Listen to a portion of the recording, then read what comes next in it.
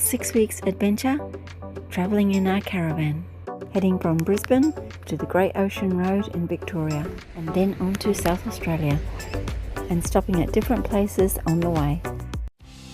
After spending the night at the G'day Caravan Park, today we will be travelling around the charming town nestled in the Clare Valley, famous for its wines, heritage and rolling countryside.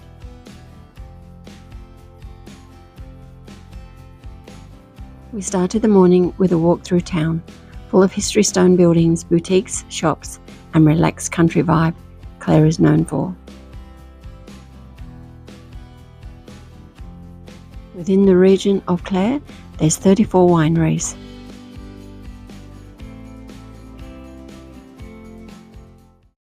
Next stop is Bungaree Station. This historical homestead was established in 1841 by George Charles Hawker and his brothers.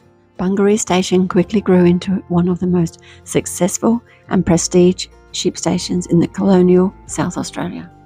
The Hawker family were early pioneers who arrived from England and took up land in the Clare region, recognised for its potential grazing and agriculture.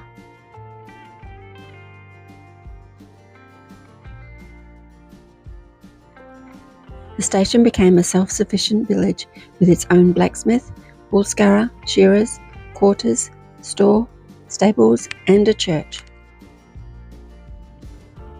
It even had its own railway siding, helping transport wool to ports or export to England and beyond. Many of the original sandstone buildings still stand and are beautifully preserved, showcasing colonial architecture and rural ingenuity.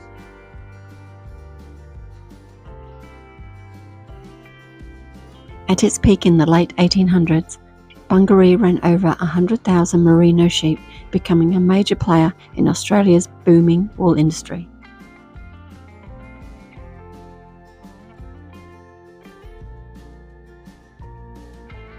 The woolshed, built in the 1860s, was once considered one of the largest and most advanced in the country.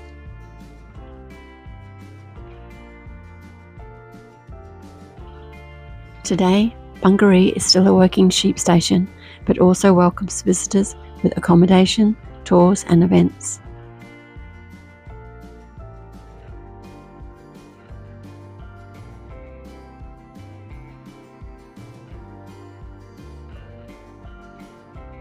The Hawker family descendants still manage the property, blending modern farming and heritage conservation.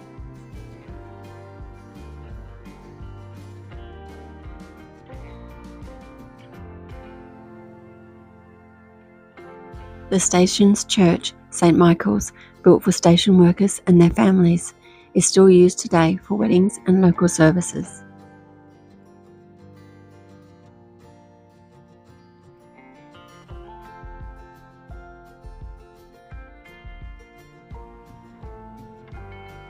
In the graveyard, the graves reflect generations from the past that worked in the area.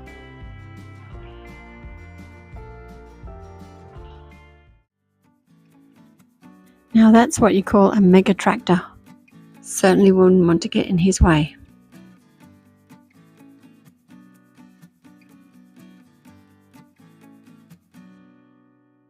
A quick stop at Capsteins Winery, set inside Clare's old enterprise brewery, built back in 1878, once brewing beer for the town. This building now produces cool climate wines like a crisp Pinot Gris. Sevenhill Cellars, founded by the Jesuit priests in 1851, it was originally built to produce sacramental wines. We enjoyed a glass of Merlot, cheese and crackers in the gardens under a grand English oak tree.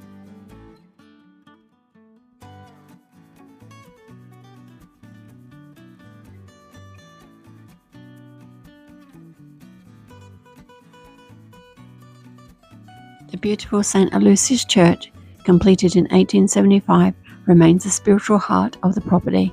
Below the church lies a crypt that holds the remains of 41 Jesuit priests. Mintaro is one of South Australia's oldest and best preserved 19th century villages, established in the 1840s as a staging post between Burra's copper mines and the coast. It flourished during the Burra copper boom when bullock teams passed through daily. Today the town is heritage listed and feels like a living museum, with stone cottages, churches, and a pub like the iconic Stump Hotel, which dates back to the 1850s. Built in 1879, Martinale Hall is a Georgian-style mansion, constructed by a wealthy pastoralist Edmund Bowen Jr., who spared no expense importing materials from England. The home features 32 rooms. It took 3 years to build and cost around $30,000, a fortune at the time. Martinale Hall gained fame as the school setting in the classic Australian film Picnic at Hanging Rock in 1975, adding an eerie, cinematic layer to its already grand presence. Down the long driveway, there's a magnificent coach house and stables out the back.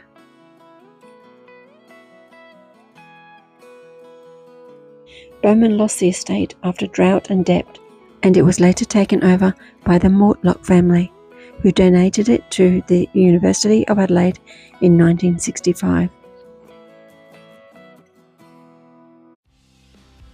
After a day of vineyards, churches, and colonial mansions, we returned to Clare for pizzas and drinks at a rooftop bar.